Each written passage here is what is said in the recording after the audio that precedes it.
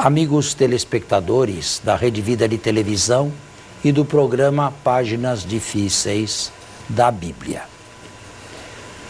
Há pessoas que talvez achem este programa um pouco elevado, ou bastante elevado. Eu queria dizer o seguinte: nada neste mundo é fácil. Matemática não é fácil e, no entanto, necessária, não é? Física não é fácil, química não é fácil, medicina não é fácil, russo não é fácil, alemão não é fácil, psicologia não é fácil, viver não é fácil. Só a teologia tem que ser fácil? Não, ela tem complexidade também. Claro, existem diversos níveis de catequese, mas eu não estou fazendo um programa de catequese. Eu estou fazendo um programa de cultura bíblica.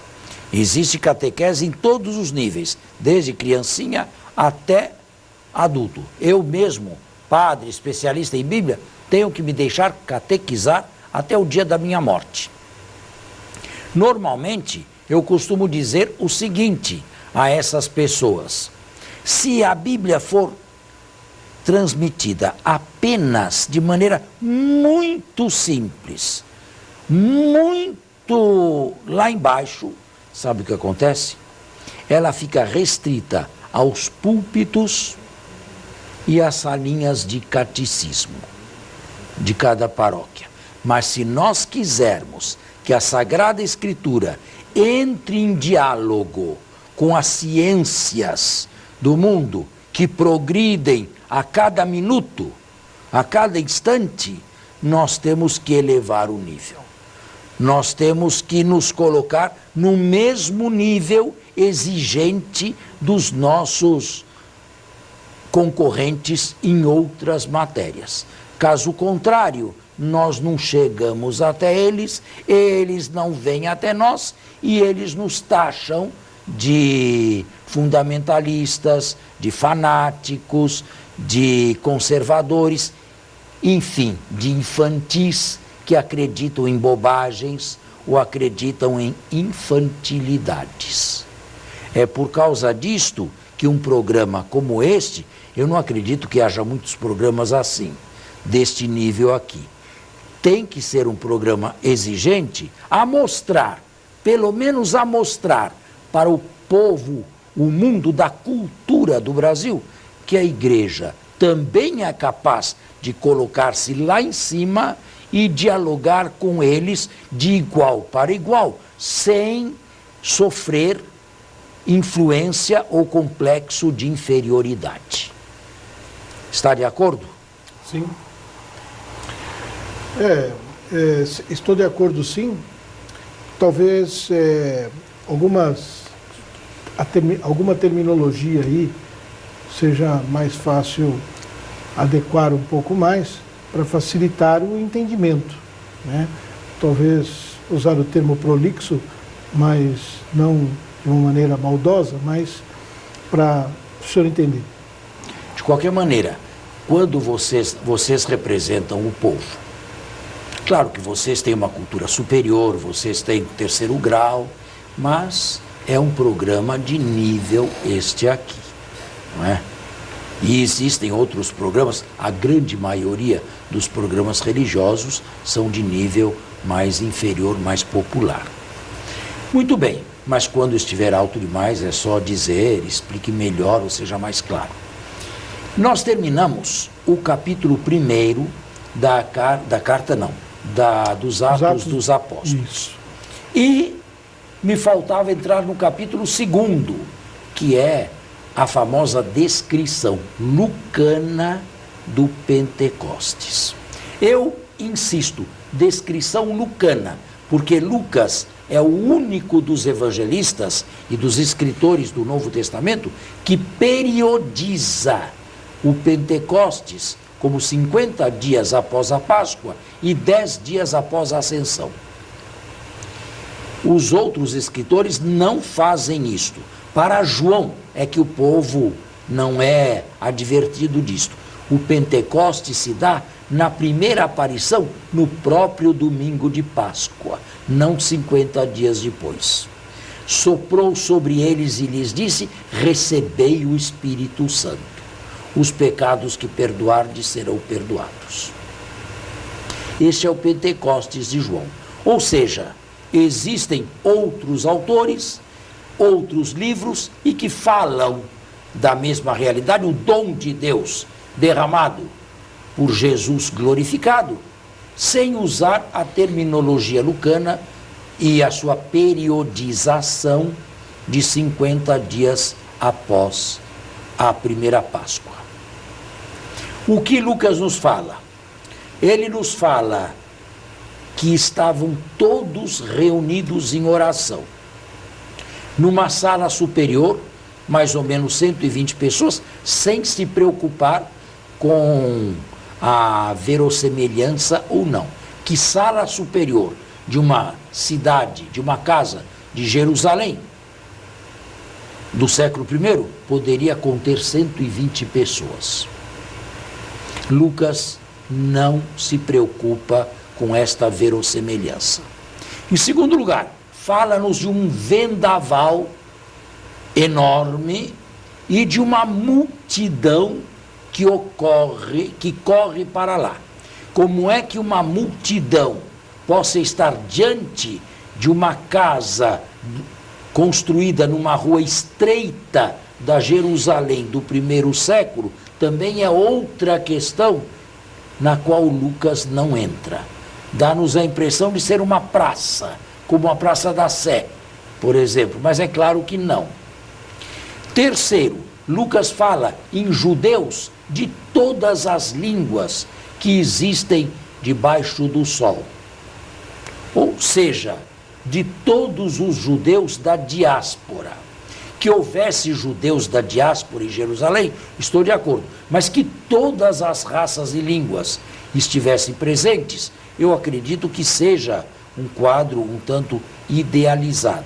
E, finalmente, fala do Espírito de Deus como língua de fogo, descendo sobre cada um dos presentes. E, para terminar, ainda fala que começaram a falar em línguas.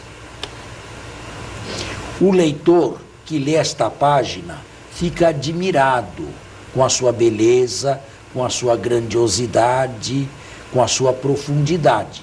Mas também tem o direito de saber se tudo isto, como Lucas descreve, aconteceu exatamente assim.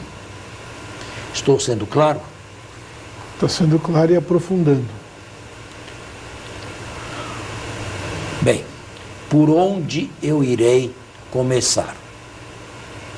Em primeiro lugar, pelo dia, Pentecostes. Pentecostes era uma festa judaica e, juntamente com a Páscoa, foram as duas festas judaicas que entraram para o calendário cristão, com significado diferente. Era uma festa judaica que, remotamente, significava festa das semanas. 7 semanas após a Páscoa, a colheita das primícias da primavera, por volta de maio, metade de maio, mais ou menos, no calendário lunar dos judeus. Que esta festa fosse celebrada 50 dias após a Páscoa é fora de discussão.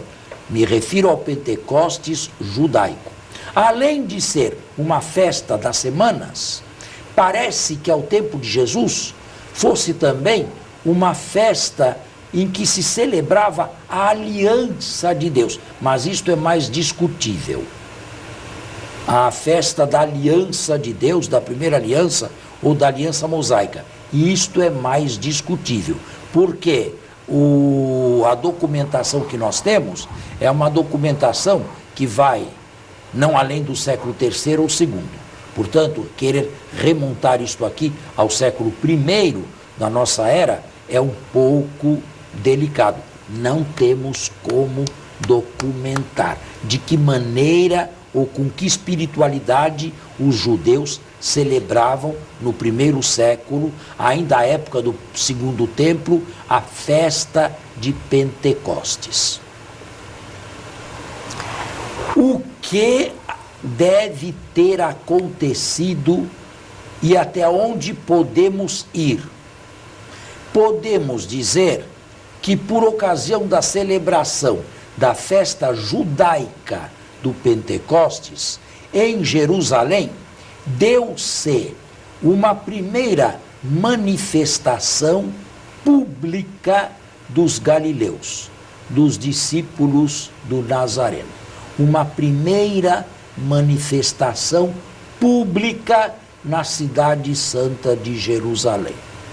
Isto é perfeitamente possível, embora eu não tenha uma documentação para comprovar.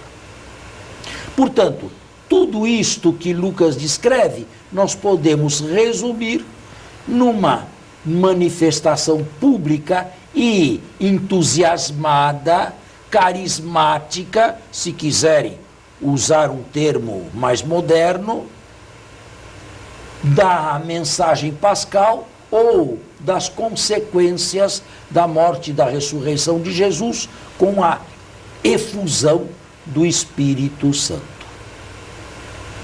É possível que os 12, alimentados, encorajados, fortificados pelas aparições na Galileia, tenham voltado para Jerusalém. E que data seria a mais provável para se reencontrarem em Jerusalém, a cidade santa, de onde esperavam o fim iminente do mundo e a volta do Senhor Jesus, depois do seu triunfo a partir da cruz? Nada melhor que a festa de Pentecostes. Portanto, nós podemos dizer que naquele dia deve ter havido uma primeira manifestação, chamemo-la carismática, dos discípulos de Jesus. Padre, me permita uma pergunta. Se eu entendi a explicação que o senhor estava dando, o senhor apresenta a leitura do texto lucano como sendo uma leitura mais romantizada do evento. Não. E menos histórica. Mais aprofundada teologicamente, não mais romantizada. Pouco histórica? Não. Se houve se eu aceito uma manifestação primeira e pública de discípulos do Galileu, de galileus, em nome de Jesus, substancialmente eu aceito o relato lucano. Substancialmente. Agora, eu não disse tudo. Que significam línguas de fogo? Agora, que são essas línguas de fogo? Isto certamente é teologia lucana, porque em Lucas o Espírito Santo não é tanto uma pessoa em Deus. Devemos distinguir Lucas de Paulo e Lucas de João, e sobretudo Lucas do Concílio I de Constantinopla. É uma força de Deus, uma dinamis de Deus, que leva a falar, que leva a se pronunciar a favor de Jesus. Bem, nada melhor para representar plasticamente esta força divina do que línguas de fogo sobre cada um. Aqui sim, eu digo que não é preciso ler o texto ao pé da letra ou de maneira fundamentalista. Colher a mensagem. As línguas de fogo significam que o Espírito de Deus os leva a falar. E houve ali, como eu disse já, uma primeira manifestação carismática da igreja. Fazemos o intervalo e já voltamos. De volta. Faltava uma coisa ainda. Eu ainda vou insistir na pergunta, padre, se o senhor me permitir. O senhor, quando explicava a narrativa, o senhor dizia que improvável seria que houvesse uma residência em Jerusalém que comportasse 120 pessoas. No plano superior. No plano superior. dizia que era... Mas disse que isso também não incomodou Lucas. Certo. Mas, de certo modo, o senhor está questionando a historicidade do evento. Eu estou simplesmente pontualizando. Certo. Dizendo que há uma certa dificuldade em se acreditar que naquela época 120 pessoas mas pudessem isto se não reunir. significa pôr em dúvida todo o conjunto. Não, de forma alguma, mas nem Eu pretendo estou isso com a pergunta. Pôr em dúvida alguns acidentes. Isso. Diz a mesma coisa a respeito da movimentação da massa. E assim, tecer outros comentários. Por aí você vê que Lucas é hiperbólico. Exagerado. Hiperbólico, vamos chamar assim, é melhor. Exagerado é uma palavra que em português soa mal, é meio negativa. É hiperbólico. Apresenta a coisa de uma maneira estupenda. Grandiosa. De uma maneira maravilhosa, extraordinária. Para atingir um objetivo de explicação. É um aumento. Tá certo. A minha pergunta, padre, na verdade era a seguinte. Quando o senhor falou, eu tive a impressão de que o evento do Pentecostes, pela explicação que o senhor estava dando, era um evento que nascia dentro das pessoas por inspiração divina e daí se apresentava ao mundo. Então, a interferência de Deus aconteceria no nível da consciência dos apóstolos, dos discípulos.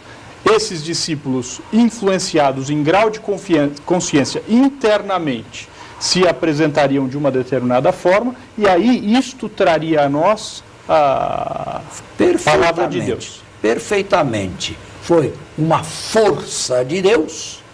É claro que esta força de Deus é invisível, esta força de Deus é interna, que os levou a uma primeira manifestação pública da vitória de Jesus crucificado, 1 mês e meio, pouco mais antes. Ou seja, essa movimentação, ou esse entusiasmo, que eles apresentam, essa ocasião que eles a isto apresentam. Nós damos o nome de Pentecostes, do primeiro Pentecostes. Mas não é, padre, eu digo por mim, eu tenho essa impressão, por frequentar a minha paróquia, por ter tido o meu catecismo provavelmente não completo, mas sempre tive a impressão de que Pentecostes era um evento externo às pessoas, era uma presença de Deus nas pessoas, mas não de dentro para fora, de fora para dentro. Deus nunca aparece assim externamente.